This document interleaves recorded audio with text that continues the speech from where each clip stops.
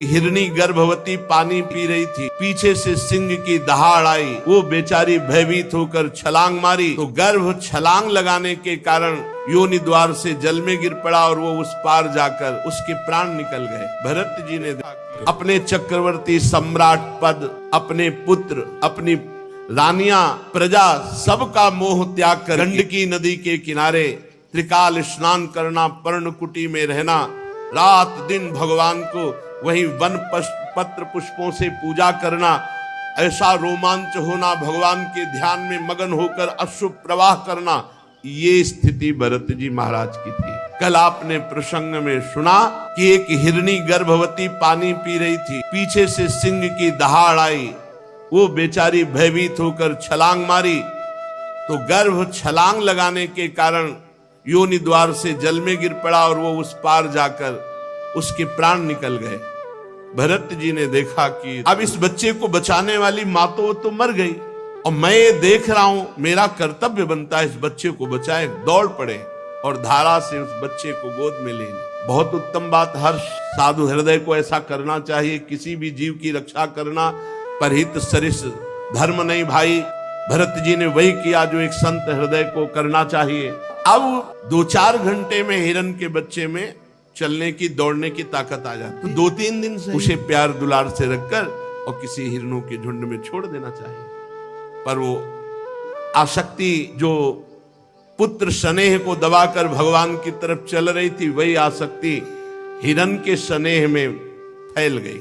हर समय उसे गोद में ले रहना, उसके लिए जाकर हरी हरी धूप की नई नई कोपें उसको पवाना, बड़ा दुलार करना। और कभी कभी हृदय से लगा के कहते, बेटा तेरा सर्वत्र मंगल। देखो महापुरुषों का हृदय कैसा, जिस हिरन को स्वीकार किया उसको परम पद में पहुंचा दिया, भले 3 जन्म लगे। यही महापुरुषों को होता है, अपनी परवाह नहीं कर, बेटा तेरा सर्वत्र मंगल हो। अब सोचते अगर इसको छोड़ दिया, कहीं कुत्ते, भेड़िए या बाघ आदि खा गए तो ये मेरी शरण में है, मुझे दोष लगे, बुद्धि मोह ग्रसित हो रही है। धीरे धीरे भगवान की आराधना का नियम छूटा। अब अगर ध्यान में बैठना चाहते हैं तो तुरंत स्मरण आता है, कहां गया हिरन का बच्चा, बस उसी की दृष्टि। अगर वो 5 मिनट ओझल हो जाए तो ऐसे विकल हो जाते जैसे विरहिणी आकाश में देखते हैं तो चंद्रमा में वही हिरन का चिन्ह दिखाई देता है। पृथ्वी में खुर देखते हैं तो कहते पृथ्वी तो बड़ी सौभाग्यशाली, मृग शावक के चरण चिन्हों से चिन्हित है, जैसे गोपी जन भगवान श्री कृष्ण के चरण चिन्हों से चिन्हित भूमि को देख। ऐसी दशा, क्योंकि प्रेमी जो भगवत मार्ग का पथिक होता है उसका हृदय बड़ा द्रवित और एकाग्र होता है। वो जिधर जाएगा उधर वैसे ही जाएगा जैसे भगवान में लगता है। वो भगवान की तरह प्यार करेगा जिधर प्यार करेगा। इसीलिए उस हृदय को बहुत संभाल कर रखने की जरूरत होती है। जिस हृदय में नाम जब चल रहा है तो एक द्रवण क्रिया होती है। उस समय अगर आसक्त हो गया तो जो बड़े बड़े आसक्त जन देखे गए वो इसीलिए क्योंकि वो बड़े हृदय वाले, बड़े प्रेमी हृदय वाले। अब वो प्रेम पूरा का पूरा, उनका व्यभिचारी स्वभाव नहीं होता, आज इससे कल इससे परसों इससे ऐसा प्रेम लगाओ नहीं, उनका एक जिधर लगा पूरा लग गया। अब हिरन में लगा तो इतनी जोर कर लगा कि जब अंतिम समय आया तो उसी हिरन के चिंतन में इनका शरीर पूरा हुआ। बड़ी हानि। जहां भगवान के चिंतन के लिए अपना चक्रवर्ती सम्राट पद, राज्य छोड़ा, रानियां, पुत्र, समाज, प्रजा, सुख सब छोड़े, वही आज अंतिम बिगाड़ हो गया कि हिरन की आसक्ति में, हिरन को देखते हुए, हिरन का चिंतन करते हुए शरीर छूटा तो अगला जन्म इनको हिरन का। इतने बड़े महापुरुष भगवान ऋषभ देव जी के पुत्र, चूक हो गई तो अगला जन्म हिरन का हुआ। मृग बने हुए राजर्षि भरत जी के मन में पूरी स्मृति है कि मैं भरत राजा था, हिरन की आसक्ति के कारण मुझे हिरन की योनि मिल गई। अब तो अपनी माता मृगी का त्याग किया और कलंजर पर्वत से पुनः उसी गंडकी नदी में आए जहां तपस्या करते थे, शालिग्राम भगवान जहां प्रकट होते हैं। पुनः आश्रम में आकर के वैसे ही जैसे भरत रूप से भजन करते थे वैसे ही भजन करने लगे मृग रूप से। अब तो हरी घास चरने में भी भय लगता कि कहीं आसक्ति ना हो जाए, इसलिए जो सूखे पत्ते गिरते उन्हीं को चबाकर और रात दिन गंडकी नदी में से अपने मृग शरीर को खड़े करके वही भजन करते और प्रारब्ध की क्षय की बाट देखते। अंत में शरीर को आधा गंडकी नदी में डुबा करके भगवान का स्मरण करते हुए शरीर छोड़ा। अब बात बन, जब मृग शरीर छोड़ा तो भगवान सुखदेव जी कहते हैं, हे राजन परीक्षित, आंगिरस गोत्र में जो बहुत ही ब्रह्म संबंध से युक्त और ब्रह्म कर्म से युक्त ऐसे ब्रह्म ऋषि के यहाँ जन्म हुआ भरत जी का, यही नाम पड़ा जड़ भरत। आंगिरस गोत्र में सम दम तपस्या स्वाध्याय वेदाध्ययन त्याग अतिथि सेवा संतोष तितिक्षा विनय विद्या अनुसूया आत्मज्ञान एवं आनंद सभी गुणों से महान श्रेष्ठ ब्राह्मण के कुल में जन्म हुआ। वैसी ही इनकी माता विद्याशील आचार रूप उदारता से संपन्न पातिव्रत धर्म धारण करने वाली ऐसी जगह जन्म हुआ। 9 पुत्र हुए और दूसरी पत्नी से 1 पुत्र और 1 कन्या। इनमें जो पुत्र थे वो महाराज भरत जी थे। मृग शरीर का परित्याग करके इस जन्म में ब्रह्म बोध संपन्न महापुरुष के रूप में जन्मे। अध्यात्म ज्ञान पढ़ना नहीं पड़ा क्योंकि मृग शरीर में ही भजन पूर्ण हो गया। यद्यपि पशु शरीर में भजन नहीं होता, लेकिन ये राजर्षि भरत के रूप में जो भजन किया और परहित के लिए अपना जीवन अर्पित कर दिया, उसके प्रभाव से मृग शरीर में भी पूर्व स्मृति और भजन ये बना रहा। उसके प्रभाव से अब जो जन्म हुआ वो ब्रह्मबोध संपन्न महापुरुष के रूप में। पूरी याद है, मैं राजर्षि भरत था, चूक हो गई, मृग बना, अब आकर के मैं इस ब्रह्म ऋषि के कुल में जन्मा हूं। पूर्व जन्म का पूरा स्मरण होने के कारण अब कोई विघ्न ना हो जाए, इसलिए वो पागलों जैसी वृत्ति में रहते हैं। बाल्यावस्था से ही हर समय भगवत स्मरण परायण, ओठ बंद और पागलों जैसी चेष्टा। श्री भगवान के चरणों का स्मरण मूर्ख, पागल, अंधा, बहरा ऐसा अपने को दिखाने लगे बचपन से ही। क्यों? कोई प्यार न कर बैठे, कहीं किसी से अपनापन न हो जाए। तस्यापि वा आत्मजस्य विप्राह पुत्र स्नेहानुबद्ध मना आसमा वर्तनात् संस्कारान यथोपदेशम विदधान उपनीतस्य चा पुनः शौचाच मनादीन कर्म नियमानन। पिता को बड़ा प्रेम था इनके ऊपर, क्योंकि ये ब्रह्मबोध संपन्न महापुरुष थे, पर सबको पता चल गया था कि ये बालक पागल है। शास्त्रानुसार समावर्तन पर्यंत जो पूर्व के अर्थात विवाह के पूर्व के जितने संस्कार ब्राह्मणत्व के हैं वो सब उपनयन संस्कार आदि से युक्त किया। पर देखें ये तो बेटा पागल है। पिता का कर्तव्य है पुत्र को शिक्षा देना, इसलिए बड़े प्यार से समझाते। शौच के बाद ऐसे पवित्र हुआ जाता है, ऐसे आचमन किया जाता है, ऐसे ऐसे रहना चाहिए। भरत जी बिल्कुल उपदेश के विरुद्ध आचरण करते, जैसा उपदेश उसके विरुद्ध आचरण। क्यों? पिता की आसक्ति हम पे ना हो जाए, हमारी आसक्ति पिता पे ना हो जाए। साचापि तदुहा पितृ सन्निधावेवा सध्रीचीन मिउ इसम करोति छंदास्याध्यापयिष्यन् सा व्याहृति भी सा प्रणो शिरस्त्रिपदीम सावित्रीम। बहुत उपाय किया कि गायत्री मंत्र याद करवा दे। 4 महीने पूरा प्रयास किया, वर्षा काल में एक भी छंद याद नहीं करवा। फिर बसंत ग्रीष्म चैत्र वैशाख ज्येष्ठ आषाढ़ प्रणव सहित गायत्री मंत्र याद कराने का पूरा प्रयास किया, लेकिन पागल जैसी चेष्टा। पूर्ण विद्वान बड़ा हृदय में दुख हुआ कि ये मेरा बेटा पागल है, और ये पता ले कि ये बेटा ऐसा है कि कुल के कुल परम पावन कर देगा। पर बहुत प्यार था भरत जी के प्रति उनके पिता का, इसलिए बार बार वो पुत्र को अच्छी तरह शास्त्रों की शिक्षा देते। शौच, वेदाध्ययन, व्रत, नियम, गुरु सेवा, अग्नि सेवा, ब्रह्मचर्य पालन, इन सब की कुछ नहीं। ठीक विपरीत चेष्टा, पागलों जैसी, मूर्खों जैसी। वो हार गए और कुछ समय बाद उनका शरीर पूरा हो गया पिता का। अब तो स्वतंत्र हो गए, क्योंकि और कोई प्यार ही नहीं करता था, पिता ही प्यार करते थे। इन महापुरुष को पागल मूर्ख समझकर कोई प्यार नहीं करता, केवल पिता प्यार करते थे, वो भी पधार गए। पूर्व परंपरा के अनुसार उनकी मां उनके साथ सती हुई। अब तो कोई बोलने वाला नहीं, जो भाई थे वो समझते थे मूर्ख और पागल है, वो कर्म कांड को सब कुछ समझने वाले विद्वान ब्राह्मण थे। अब ब्रह्म ज्ञान रूपी परा विद्या का सिद्ध महापुरुष भरत जी को कौन जाने, इसलिए वो भरत जी के प्रभाव को न जानने के कारण ये मूर्ख है ऐसा समझकर उपेक्षा करते।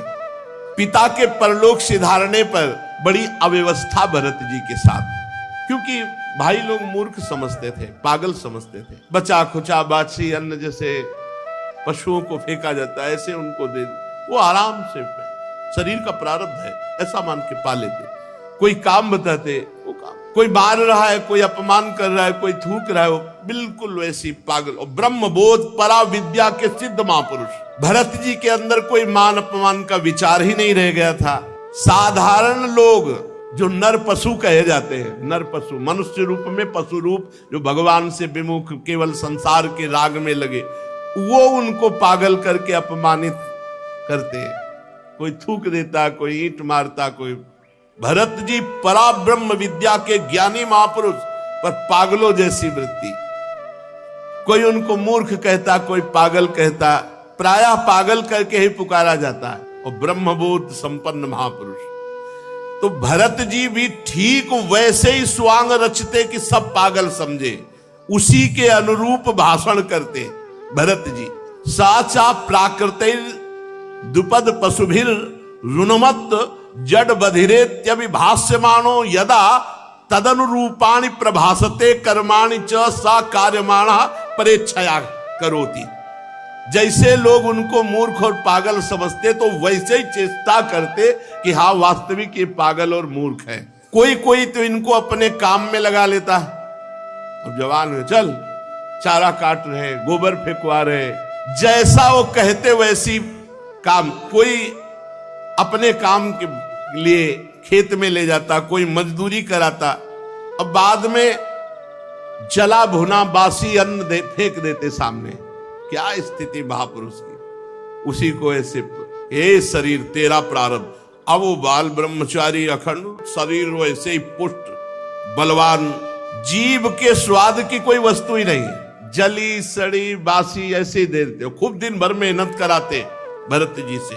ये किसी कारण से उत्पन्न होने वाला शास्त्रीय ज्ञान नहीं, स्वतः सिद्ध भगवत स्वरूप ज्ञानानंद में निमग्न महापुरुष, आत्मबोध प्राप्त महापुरुष। क्योंकि भजन के बल से आत्मबोध प्राप्त हुआ, इसलिए बस एक मोटा यज्ञोपवीत शरीर में पिता ने जो पहला दिया था जब से, वो यज्ञोपवीत और नीचे का वस्त्र, बस ऐसे ही रोड में पड़े हैं, रास्ते में पड़े हैं, कोई दे दिया खाया, कोई काम में लगा लिया, पागलों जैसे। बहुत अष्ट पुष्ट स्वस्थ शरीर, सर्दी गर्मी बरसात सब खुले पे सहना, अपमान आदि, चूंकि देहाभिमानी नष्ट हो चुका है इसलिए कोई क्लेश नहीं। क्या लालच वाली ये स्थिति है। लालच लगना चाहिए कि काश ऐसी स्थिति भगवान की कृपा से प्राप्त हो कि शरीर राग रहित, शरीर के पोषण की वृत्ति ही चली गई है। शीतोष्ण वात वर्षेषु वृष इवाना व्रतांगः पीनः संहननांगम स्थंडिल संविशेष नानुन मर्दना मज्जन रजसा महामणि जीवान अभिव्यक्त ब्रह्म वर्चसा। जैसे आग राख से ढक जाए पर अंदर आग है, जैसे मणि के ऊपर धूल लग जाए, ऐसे ही महाराज न कभी स्नान करते न कोई शरीर सफाई। सर्दी गर्मी बरसात आंधी इसमें लिखा हुआ है, नहाना धोना कोई मतलब नहीं, भगवत स्वरूप। शीतोष्ण वात वर्षेषु, गर्मी ठंडी हवा वर्षा, वृष इवानावृतांग, सांड की तरह खुले शरीर सहते। भगवान ने आदेश किया है साधक और साधु को, मात्रा स्पर्शास्तु कौन्तेय शीतोष्ण सुख दुखदा आगमा पाइनो अनित्यास्तास्तितिक्षस्व। भारत, हे अर्जुन, ये आने जाने वाले गर्मी सर्दी मान अपमान सुख दुख हर्ष शोक, इन सब को सह जाओ। अगर सह गए तो परम पद के अधिकारी हो जाओगे। भरत जी बड़ा ही हष्ट पुष्ट शरीर, पृथ्वी पर पड़े रहते, कभी स्नान नहीं करना, कभी हाथ पैर नहीं, मुंह नहीं धोना, कभी नहीं। स्थिति इनको प्राप्त हो गई। 3 बार स्नान साधन में करते थे पीछे गंडकी नदी में, 3 बार या 3 बार सो भले चाहे जाए, स्नान का तो हष्ट पुष्ट गठीला शरीर, पृथ्वी पे पड़े रहना, न हाथ पैर धोना, न मुंह धोना, न नहाना, शरीर पर अंगुलों मैल जम गया था। क्या सुंदर स्थिति है, क्या सुंदर स्थिति है। ब्रह्मतेज ऐसे जैसे धूल से ढका हुआ महामणि, एक मैला कुचैला कपड़ा है कमर में बस, और एक मैला यज्ञोपवीत। सब लोग यही जानते थे कि ये मूर्ख पागल है, मूर्ख पागल है। बहुत तिरस्कार करते भरत जी, काम करवाते, मारते। इतना बड़ा महापुरुष ऐसे सह रहे। ये जनता बहुत काम कराती और तिरस्कार करती, गांव के लोग बहुत तिरस्कार करते। बहुत महिमाशाली स्थिति है। नहीं तो यदा तू परत आहारम कर्म वेतनत इह माना स्वभ्रातृभिरपि केदार कर्माणि निरूपितस् तदपि करोति किंतु न समम विषमम न्यूनमधिक मिति। जब उनके भाइयों ने देखा कि लोग मजदूरी कराकर इसे भोजन दे देते हैं, तब बुलाया चल, और खेत में अपने काम में लगाया। यहां खुदाई करो, पूरे को बराबर करना है। तो कह रहे हैं कि ना समम विषमम न्यूनमधिक मिति। जहां समान खुदाई कर ली थी वहां कुआं जैसा गड्ढा कर दी, जहां लगा दिया खोदो तो बस वहीं खोदते चले गए, क्योंकि ये पता नहीं चलना चाहिए कि ये बुद्धिमान है, मूर्ख है, ये पागल है, यही पता चल। क्यारियां ठीक करने में लगा, सब उल्टा कर दिया, सब क्यारियों में कुआं जैसा खोद दिया। भाई उनको डांटते, धक्का मारते, और भोजन में क्या देते? खली, भूसी, भुने हुए उड़द और चावल की कनकी सूखी ऐसे, जैसे जानवर को दी जाती है, या पके हुए अन्न की जली हुई खुरचन। कैसे महापुरुष है, जिनको विश्व का परम पवित्र भोग सब मिलना चाहिए, वो कैसे जी रहे। स्पष्ट लिखा हुआ है कि उनके आहार में चावल की कनी, खली, भूसी, भुने हुए उड़द ऐसे सूखे और वो ऐसे चबा लेते, या पके हुए अन्न की जली हुई खुरचन, जली हुई, वो दे देते। बड़े अमृत के समान उसे शरीर का प्रारब्ध समझकर खा लेते। भगा दिया भाई, धक्का मार, एक काम नहीं। दूसरे भाई ने पकड़ लिया, खेत की रखवाली करो, खेत की। अब वो खेत की रखवाली क्या करे? खेत इधर, आसन लगा इधर में पड़े, उनसे खेत से मतलब क्या है? विपरीत। वो जो भी कार्य करते तो उसके विपरीत, जिससे पक्का सबको समझ में आया कि पागल है, वहीं पड़े हुए थे। और एक डाकुओं के सरदार ने भद्रकाली से कामना की थी कि पुत्र हो जाएगा तो नरबलि चढ़ाएंगे। नरबलि मतलब मनुष्य को काटेंगे आपके सामने, और संयोग से पुत्र हो गया। तो भद्रकाली को मनुष्य की बलि देने के लिए एक पुरुष को पकड़वा मंगाया। राजा था दस्युराज। अब उस पुरुष को छोड़ दिया गया बाजार में, खूब जो चाहो खा लो। उसको पता नहीं, वो जलेबी, गुलाब जामुन जो जो बढ़िया पसंद सबको खा रहा था। एक दुकानदार ने धीरे से कहा, खूब खा लो, अब इन्हें गर्दन कटेगी जाके तुम्हारी। क्यों भूले, तो ऐसे फिरी थोड़ी खाने को मिल रहा है। दस्युराज ने आज उत्सव मनाया है और तुम उनके बलि पशु हो, तुम्हारी गर्दन कटेगी। तो उसने दोना पत्तल जो होता वो साथ लिए, भागा, वहां से निकल गया, भाग गया। अब जो रक्षक थे उनको, वो तो खुला छोड़े हुए थे कि खा पी लेगा, पकड़ लेंगे। जब देखा कि वो आदमी भाग गया तो सोचा अगर राजा से कहा जाके तो हम ही किसी को भी बलि चढ़ा देगा, इसलिए तुरंत कोई नर पशु पकड़ना चाहिए। दैववश वो तो भाग गया जिसको पकड़ के लाए थे। चारों ओर सेवक दौड़े कि अब कोई मनुष्य मिल जाए, नहीं तो हम लोगों की बलि चढ़ा देगा राजा। तो रात के समय तक दैव योग दृष्टि पड़ी आंगिरस गोत्री ब्रह्म प्राप्त महापुरुष श्री जड़ भरत जी के ऊपर। अब जंगल में देखा तो खेत में तो पड़े ऐसे। अरे बोले देवी भी प्रसन्न हो जाएगी और राजा भी प्रसन्न हो जाएगा, क्योंकि बहुत तगड़ा आदमी है, अष्ट पुष्ट बलवान। और उस समय वीरासन में बैठे हुए थे, रात्रि के नजदीक आए, पकड़ लिया, कोई विरोध नहीं। बोले हमारे स्वामी का कार्य इससे बहुत सिद्ध हो जाएगा, देवी बहुत प्रसन्न हो जाएगी। रस्सियों से बांध लिया, बंधवा लिया, कोई रोका नहीं, बिल्कुल पागलों जैसी चीज। जो शरीर का होना है वो पक्का होना, जो नहीं होना है वो नहीं। रस्सियों से बांध ली, ले गए भद्रकाली के मंदिर में। अब बाजार में नहीं छोड़ा, एक तो निकल गए, अब दोबारा अगर वहीं सीधे मंदिर ले गए। पद्धति के अनुसार बढ़िया उपटन लगाया गया। आज जीवन में उपटन लग रहा है महाराज, जीवन में कोई प्यार से तो उपटन लगाया नहीं। भरत जी ले और लंबे हाथ में बढ़िया उपटन लगा कर। अब ये नहीं कि ज्ञान नहीं, पता है, तलवार भी रखी, पता है दोनों शरीर का है, जो शरीर का प्रारब्ध है उसको भोगना होगा। विधि पूर्वक बढ़िया इत्र फुले लगा के स्नान, सब नए नए वस्त्र पहनाए गए, चंदन लगाया गया, माला, जैसे अब गर्दन कटनी है तो माला भी।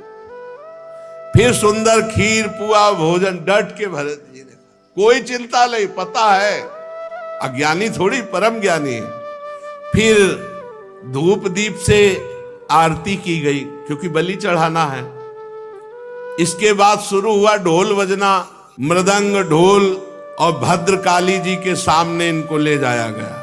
भरत जी को कहा गया सर नीचा करके ऐसे झुका के बैठ जाओ, घुटने के बल सर नीचा करके आराम से बैठ, कोई परेशानी नहीं। और आदमी तो चिल्लाए ना, अरे चिल्लाए क्योंकि सामने भारी तलवार वजन वाली पूजन की हुई रखी हुई थी। भरत जी ने देखा प्रारब्ध है, सर झुका दिया। दस्यु राजा आया और अभिमंत्रित वो बहुत वजन वाली खड्ग उठाई तलवार। अब ये तो ब्रह्मस्वरूप महापुरुष, वो रज और तम से मिश्रित स्वभाव वाला दस्युराज उन्मत्त होकर के जो ही ऐसे तलवार उठाई, एक तो ब्रह्म ऋषि, दूसरे ब्रह्मबोध संपन्न, शरीर राग रहित ब्रह्मबोध संपन्न महापुरुष के जेव ही गर्दन पर तलवार प्रहार करने के लिए की, भद्रकाली के शरीर में ब्रह्म तेज से आग पैदा हो गई। भद्रकाली को असहनीय हो गई, चीख पड़ी, मूर्ति फाड़कर निकल पड़ी और वही तलवार लेकर के अपने जितने पूजा करने वाले थे सबकी गर्दनें उड़ा दी। अंबा को ये पसंद नहीं आया, मां को ये पसंद नहीं आया। जो लोग बलि देते हैं हीन पशुओं की, जरा इस प्रसंग से सुनकर देखे कि मां जगदम्बा है या केवल तुम्हारी ही मां है। अगर वो जगदम्बा है तो हर पशु पक्षी की मां है, वो कैसे बर्दाश्त कर सकती है अपने पुत्र का हनन? तुम्हारी दुर्गति होगी। माताजी जगत जननी, माताजी ने उनको मारा जो अन्य पुत्रों का नाश करना चाहा, तो माताजी ने उनको घेर करके मारा। चाहे रक्त बीज हो, चाहे शुंभ निशुंभ हो, चाहे जो भी महिषासुर हो, कोई भी हो, जिसने अन्य समाज को नष्ट करना चाहा, अंबा असहनीय होकर के अपने पुत्रों की रक्षा के लिए उसको मारा। ऐसा नहीं, ये निर्बल जीवों की हत्या करोगे तो मां प्रसन्न हो जाएगी। अपनी जबान की चाटुकारिता स्वाद के लिए तुम पशुओं को मारते हो और सोचते हो कि जगदम्बा प्रसन्न हो जाएगी, नरक जाओगे। किसी भी जीव की हत्या ऐसे नहीं लिखी। कोई देवी देवता नहीं चाहता कि आप किसी जीव की हत्या करें, वो प्रसन्न हो जाए। अरे उनको चाहिए तो पूरे विश्व को चाट जाए। वो अंबा है। देवी के शरीर में आग पैदा हो गई और फाड़ कर मूर्ति निकल पड़ी और वही खड्ग छीनकर अपने समस्त पूजकों को काट डाला माताजी ने। बड़ा भयानक हाहाकार मचा दिया। भद्रकाली है, विकराल अट्टहास। ये देखो ब्रह्मबोध संपन्न हुआ। रस्सी से बांध लाए तो बंध के आ गए, नहा दिया तो नहा लिया, खवा दिया, गर्दन झुकाओ, गर्दन झुका दी, अंबा प्रकट हुई, सबको काट डाला। अब कोई बांधने वाला ले तो चल दिया। ये है ब्रह्मबोध संपन्न महापुरुष की स्थिति। और माताजी अट्टहास करके गरज रही, केवल भरत जी वहां जिंदा है और सबको मार डाला, सबको काट दिया माताजी। सत्य है एवमेव खलु महदविचाराति क्रमः कार्ष्णेनात्मने फलति। सत्य है कि जो महापुरुष का अपराध करेगा सर्वनाश हो जाएगा, कोई भी हो। महापुरुष के अपराध से डरना चाहिए।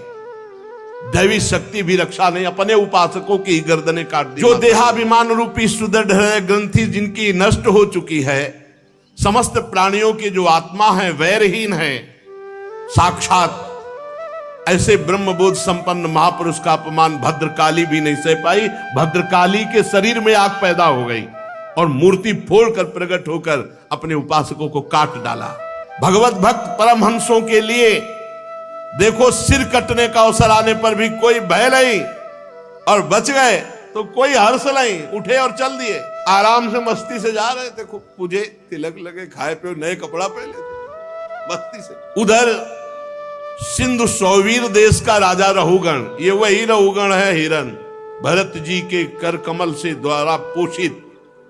अब ये भला आकर सिंधु सौवीर देश का राजा, और ये जा रहे थे कपिल भगवान से सत्संग करने पालकी में बैठ के। कहा था ना भरत जी ने हिरन के रूप में जब ये थे कि बेटा तेरा सर्वत्र मंगल हो, अर्थात मैं तेरा सर्वत्र मंगल करूंगा। पालकी पर चढ़कर जा रहा था, जब इक्षुमती नदी के किनारे पहुंचा तो पालकी उठाने वाले कहारों के जमादार की एक कहार को बुखार आ गया और वो डगमगाने लगी पालकी, असमर्थ। तो कहा भाई नया किसी को खोज लो, राजा है वो तो हुक्म पे। तो इन्हीं को देखा, बढ़िया नए कपड़ा पहले, खीर पाए, तिलक लगवाए, आ रहे थे। सोचा ये बहुत हष्ट पुष्ट मनुष्य है, जवान है, बैल जैसी ताकत है, बहुत बढ़िया कहार का, गोखर बद्धुरम बोढ़ मलमिति पूर्व विष्टि ग्रहित ही। ये तो अपार बल रखता है, जैसे बैल में, जैसे पुष्ट जानवर में, ये बोझा तो बढ़िया ढो सकता है। ए चलो, चल दिया। आज तक अभी उपदेश नहीं दिया, पकड़े हुए कहारों के साथ इनको लगा दिया। अब वो कहार जो राजा की पालकी में होते हैं, वो शिक्षित होते हैं। महाराज तो अब मस्त, बहुत बढ़िया कहार मिल गया। महात्मा भरत जी इस कार्य के योग्य तो बिल्कुल नहीं थे।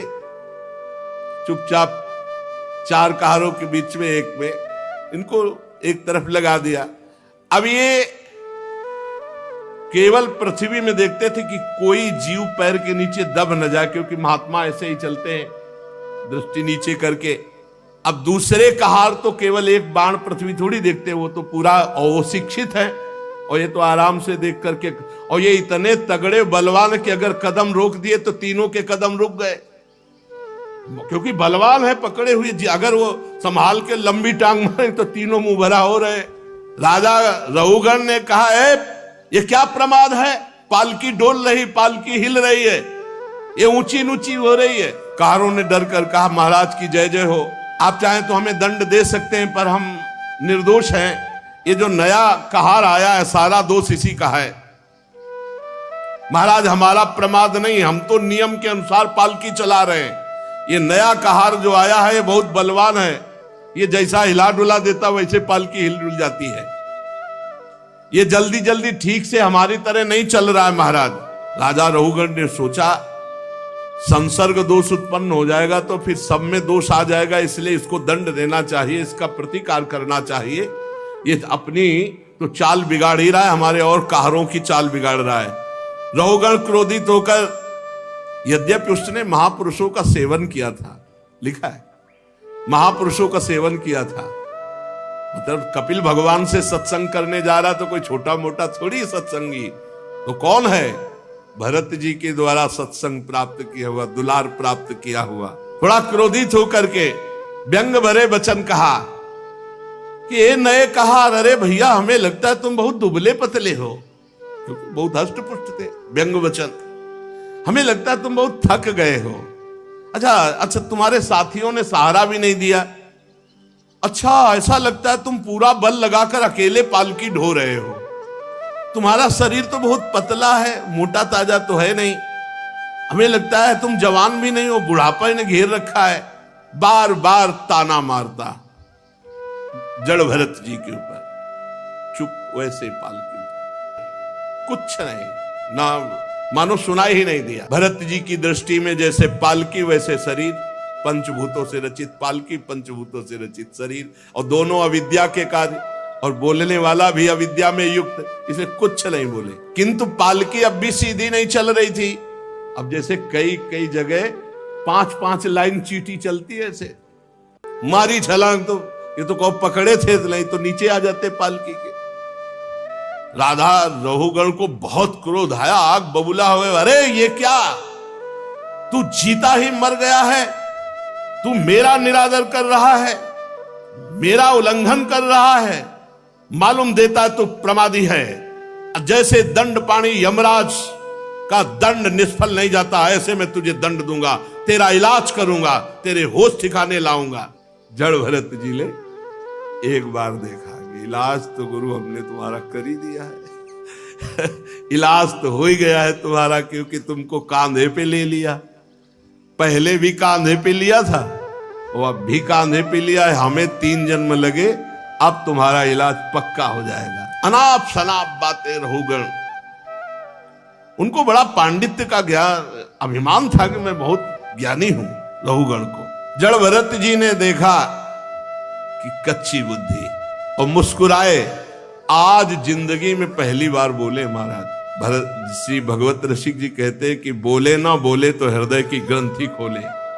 आज प्रवचन शुरू है महाराज जड़ भरत जी का। त्वयोदितम व्यक्तम अविप्रलब्धम भरतु समय स्याद्यदि वीर भारः गंतुर यदि स्यादधिगम्य मध्वा पीवेति रासौ न विदाम प्रवादः।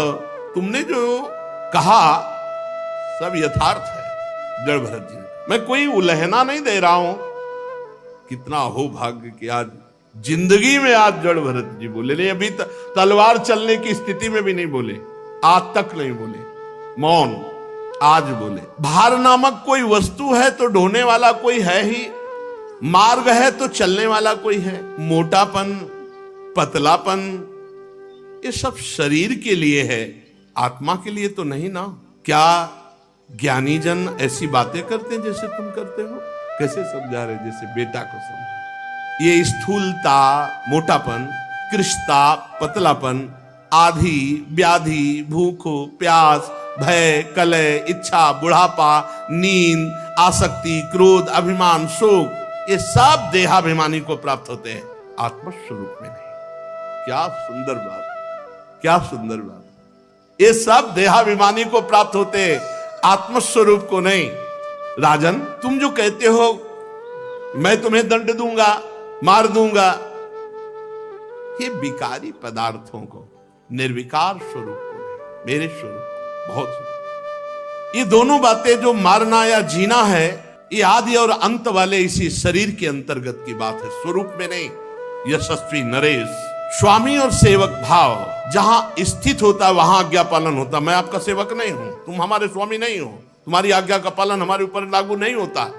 तुम राजा हो, मैं प्रजा हूं, ये भाव होने पर तुम्हारा शासन लगता। मैं प्रजा नहीं हूं तुम्हारी, ये भेद बुद्धि मेरे में नहीं है, व्यवहार के लिए अवकाश नहीं है। बहुत कोई थोड़ा परमार्थ को जो समझ रहा होगा वही समझ पाता है। परमार्थ दृष्टि में कौन स्वामी और कौन सेवक? तुम कहां राजा और मैं प्रजा? ये परमार्थ दृष्टि में कहां है? स्वामित्व का अभिमान रखने वाले हो तो बोलो, अब बोलो मैं तुम्हारी क्या सेवा करूं। अगर स्वामित्व का अभिमान रखते हो तो बोलो मैं तुम्हारी क्या सेवा करूं। वीरवर, तुमने कहा मत उन्मत्त प्रमत्त, तो मैं अपनी स्थिति में रहता हूं, तुम मेरा इलाज क्या कर सकते हो? तुमने कहा जड़ और प्रमादी ये शरीर, तुमने कहा शिक्षा दोगे तो पिसे हुए को क्या पीसोगे? क्या पीछोगे? शरीर को तो दंड दोगे और फिर नीचे करके पालकी लेके चल दी। जड़ भरत जी की दृष्टि और वचन और तत्व का उपदेश, अब तो रहुगण कूद पड़ा पालकी से, साष्टांग दंडोत हुआ, क्योंकि ऐसा कोई ब्रह्मबोध संपन्न महापुरुष ही बोल सकता है। राजमद चूर चूर हो गया, चरणों में सिर रख करके, हाथ जोड़ करके, घुटने टेक करके कहा। पालकी लिए हुए भरत जी कूद पड़ा रहुगण, साष्टांग दंडवत, आगे घुटने टेक कर हाथ जोड़कर कहा, देव आपका एक ही चिन्ह दिखाई दे रहा, यज्ञोपवीत द्विज का, ब्राह्मण का, और आप प्रच्छन्न भाव से विचरने वाले हैं। क्या आप अवधूत शिरोमणि दत्तात्रेय, या आप कौन हैं? कहीं आप साक्षात भगवान कपिल देव जी तो नहीं है? मुझे इंद्र के वज्र से डर नहीं लगता, ना हम विशंके सुरराज वज्रान्न त्र्यक्षशूलान्न यमस्य दंडात, नान्यर्क सोमा नीलवित्त पास्तात छंके भृशम ब्रह्म कुलावमानात। महाराज, मुझे इंद्र के वज्र से डर नहीं, भगवान देवादिदेव महादेव के त्रिशूल से भी मुझे डर नहीं, यमराज के काल दंड से भी डर नहीं, अग्नि सूर्य चंद्र वायु कुबेर इनके अस्त्रों से डर नहीं, पर मैं डरता हूं ब्रह्म ऋषि के अपमान से। आप कोई प्रच्छन्न भेष में अवधूत महापुरुष हैं, आप मूर्खों की भांति विचरण करने वाले, इसलिए मेरे से अपराध बन गया। साधु, आपकी दृष्टि और आपके वचन की मैं था ही नहीं पा रहा हूं कि आप कितने अगाध ज्ञान संपन्न हैं। मैं आत्मज्ञानी मुनियों के परम गुरु साक्षात भगवान श्री हरि की ज्ञान शक्ति के अवतार योगेश्वर भगवान कपिल देव जी के यहां सत्संग करने जा रहा था, सत्संग सुनने। क्या आप इस भेष में मुझे ज्ञान देने के लिए भगवान कपिल देव जी आए हैं? कौन हैं आप? अपना रूप छिपाकर विचरण कर रहे हैं। भला मुझ जैसे विवेकहीन पुरुष की कहां सामर्थ्य है कि आप योगेश्वरों की गति को हम जान सके? प्रभु, कि आप योगेश्वरों की गति को हम जान सके। प्रभु, आपके कुछ वचनों से मुझे संशय हो रहा है। मैं प्रश्न करता हूं, दृष्टाश्रमः कर्मत आत्मनो वैर भर्तुर गंतुर भवतस चानुमन्ये यथा सतो दान यनाद्य भावात समूल इष्टो व्यवहार मार्गे। आपने जो ये कहा कि शरीर को दंड दो या सम्मान दो या अपमान करो, कोई फर्क नहीं पड़ता, तो नहीं महाराज, फर्क पड़ता है। मैं युद्ध आदि में जब श्रमित होता हूं तो मेरा शरीर श्रमित होता है, तो मुझे अनुभव होता है कि मैं श्रमित हो गया। जब बोझा ढोया जाता है तब ये लगता है कि मैं थक गया, तो मतलब शरीर का थकना आत्मा का थकना लगता है। शरीर का पीड़ित होना मतलब आत्मा को पीड़ित होना पड़ता है। सही लग रहा है ज्ञान? अब देखो, अपने लोगों को सही लग रहा है ना? यही अज्ञान है। रहुगण ने कहा कि जैसे युद्ध में कर्म किया जाता है तो अस्त्र लगते हैं, थकित होता है, तो जब शरीर को पीड़ा होती तो अपने को पीड़ा होती है ना। और आपने कहा शरीर का मान अपमान व्याप्ता नहीं है। बोझा ढोने पर शरीर को थकान होती तो अपने को लगती है ना थकान। मुझे ये बात समझ में नहीं आई आपने जो कहा। क्या घड़े से जल लाना ये मिथ्या है? घड़ा मिथ्या है कि जल मिथ्या है? और घड़े से जल लाना रूपी क्रिया मिथ्या है? क्योंकि जड़भरत जी ने कहा शरीर और पालकी और जाने की क्रिया ये सब मिथ्या है। देह का सुखद या दुखद प्रभाव आत्मा पे पड़ता है, रहुगण ने कहा। जैसे आपने कहा नहीं पड़ता, माना। चूल्हे पे रखी है बटलोई और बटलोई में है पानी और पानी में है चावल, और जब अग्नि का ताप लगता है तो बटलोई भी गर्म होती है, पानी भी खौलता है और चावल भी पकता है। ऐसे ही जब शरीर को पीड़ा होती है तो अंतःकरण को पीड़ा होती है, जब अंतःकरण को पीड़ा होती है तो आत्मा को होती है। तो बिल्कुल सही करेक्ट लग रहा है, बहुत बढ़िया बोल रहा है, लेकिन ये आत्मज्ञान नहीं, ये देहाभिमान के अंतर्गत बात है। और आपने जो कहा कि दंड देना व्यर्थ है, हमारे को दंड देना व्यर्थ है, तो व्यर्थ कैसे हो सकता है? राजा का कार्य है प्रजा को शासन में लेना, उद्दंडों को दंड देकर के ठीक करना, उन्मत्तों को दंड देना पिसे हुए को पीसने के समान व्यर्थ नहीं हो सकता। इसलिए भगवान की सेवा होती है उद्दंडों को दंड देकर के पवित्र करना।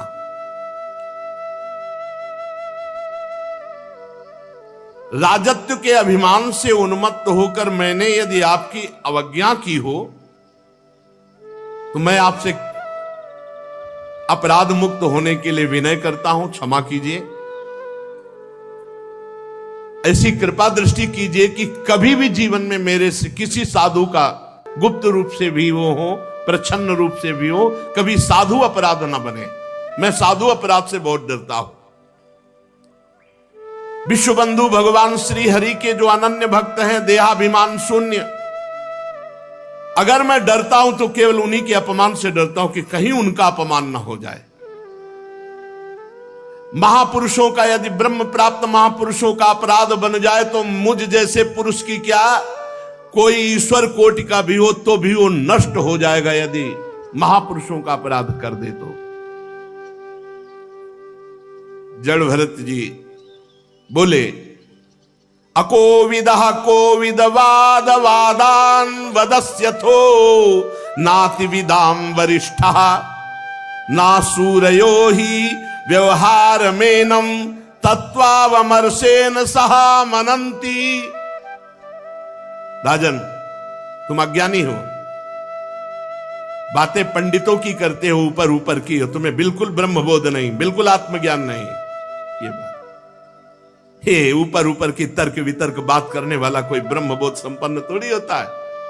बातें पंडितों जैसी करते हो, तुम अज्ञानी मूर्ख हो, ब्रह्मबोध नहीं। ये देखो, अगर ब्रह्मज्ञानी की बात ना सुनी जाए तो वो बात लग रही कि पूरी सही है। तुम्हारी गणना ज्ञानियों में नहीं हो सकती। तत्व ज्ञानी पुरुष तुम्हारे अविचार सिद्ध स्वामी सेवकादि व्यवहार को कभी सत्य स्वीकार नहीं करते। तुम लौकिक व्यवहार को तुम परम सत्य आत्मस्वरूप से जोड़ते हो। वेदवाक्य अधिकतर गृहस्थो जनित यज्ञ विधि विस्तार में व्यस्त हैं और आत्मस्वरूप का जो बोध है वेदातीत है। इसलिए भगवान ने भी कहा त्रैगुण्य विषया वेदा निस्त्रैगुण्य भवार्जुन, अर्थात वेदातीत स्थिति को प्राप्त हो। राग द्वेषों की बात करते हो और तत्व ज्ञान की अभिव्यक्ति करना चाहते हो। राग द्वेष युक्त तुम्हारा चित्त है और तत्व ज्ञान की बात कर रहे हो। बात तो करते हो पंडितों जैसी, हो अज्ञानी। ये गृहस्थोचित यज्ञ आदि सकाम कर्म करने वाले, स्वर्ग का सुख देखने वाले, ये तत्व ज्ञान के विषय को जान सके या शब्दों को समझ सके, इतनी सामर्थ्य नहीं होती। बहुत सुंदर। जब तक मनुष्य का अंतःकरण सतोगुण रजोगुण तमोगुण के वशीभूत होता है, तब तक बिना किसी अंकुश के उसकी ज्ञानेंद्रियां और कर्मेंद्रियां शुभ और अशुभ कर्म करती रहती हैं। क्या जानेगा वो तत्व ज्ञान जिसका अंतःकरण त्रिगुण से ग्रसित है, सतोगुण रजोगुण तमोगुण से। उससे दो ही कर्म हो सकते हैं, पाप या पुण्य। ये मन वासना में विषयासक्त, गुणों से प्रेरित, विकारी और शरीर रूपी उपाधियों के से युक्त है। ये माया में मन संसार चक्र में चलने वाला है। सवासनात्मा विषयो परक्तो गुण प्रवाहो विकृतः षोडशात्मा बिभ्रत प्रथंग नाम भी रूप भेद मंतर बहिष्टम चपुरस्तनोति। ये माया में मन संसार चक्र को चलने वाला है। यही देहाभिमानी जीव को सुख दुख आदि से बांध देता है। जब तक ये मन जीवित रहेगा तब तक जागृत और स्वप्नावस्था में व्यवहार प्रकाशित करता हुआ जीव को बांधे रहता है। इसलिए पंडित जन मन को ही त्रिगुणमय अधम संसार और गुणातीत परमोत्कृष्ट मोक्ष पद का कारण बताते हैं। तस्मान मनोलिंग मदो वदंती गुणा गुणत्वस्य परावरस्य। जो मन परमात्मा में स्थित तो मुक्त पदवी और विषय में स्थित तो बंधन युक्त। विषयासक्त मन जीव को संसार में फांस के रखता है और भगवदासक्त मन मोक्ष पदवी प्राप्त कराता है। जो वासनामय मन है वही बंधन युक्त है और जो निर्वासनिक परमात्म चिंतन में तन्मय मन है वही मोक्ष पद है। घी से भींगी हुई बत्ती खाने वाले दीपक में तभी तक धुआं निकलता है जब तक घी है, और घी समाप्त हो गया तो अग्नि तत्व में लीन हो जाता है। उसी प्रकार जब तक विषय भोग हैं, विषय भोगों में सुख बुद्धि है, तभी तक ये कर्म बनते हैं, उनकी वृत्तियां होती हैं। और जहां विषय भोगों का भाव हट जाता है तो सब शांत हो जाता है। न दीपक न बत्ती न आग, ऐसे न संकल्प न कोई क्रिया न कोई भोग वासना। एक स्थिति जैसे बताते हैं, ये दीवाल घड़ी का सेल हटा दो तो सेकेंड मिनट घंटा वाली सुई वही ठप। ऐसे मन बुद्धि चित्त अहंकार इंद्रियां सब भगवत स्थित सब भगवत स्थित। अब कैसे जानोगे? 5 मिनट तो ये स्थिति आती नहीं है, 5 मिनट ऐसी स्थिति कि सब कुछ भगवदाकार। 5 कर्मेंद्रियां, 5 ज्ञानेंद्रियां, 1 अहंकार, ये 11 मन की वृत्तियां हैं। 5 प्रकार के कर्म, 5 तन मात्राएं, 1 शरीर, ये 11 उसके आधारभूत विषय कहे गए हैं। गंध, रूप, स्पर्श, रस, शब्द, ये 5 ज्ञानेंद्रियों के विषय हैं। मल त्यागना, संभोग करना, गमन करना, भाषण करना, लेना देना, ये 5 कर्मेंद्रियों के विषय है। और शरीर को ये मेरा है, मैं हूं, ऐसा ये अहंकार का विषय है। जो अहंकार की इन वृत्तियों को, इंद्रियों के इन प्रवाह को मैं मानकर भोग रहे हैं, वो तत्व ज्ञान क्या जाने। मन की ये 11 वृत्तियां विषय, संस्कार, स्वभाव, कर्म और काल के द्वारा सैकड़ों, हजारों, करोड़ों भेदों में परिणित हो जाती है। किंतु सत्ता, क्षेत्रज्ञ, आत्मा के प्रकाश से ये प्रकाशित है। आत्मा में इनका कोई प्रभाव नहीं, क्षेत्रज्ञ इनसे कोई संबंध नहीं रखता। ये जीव जबरदस्ती इनको पकड़े हुए हैं। यही कोई हमें नहीं बांधे, हम इनको पकड़ेंगे। संसार बंधन में डालने वाली अविशुद्ध कर्मों में प्रवृत्ति, ये वृत्तियों का प्रवाह संसार की ओर जागृत, स्वप्न और सुषुप्ति में छिप जाती है, जागृत स्वप्न में प्रकट रहती है।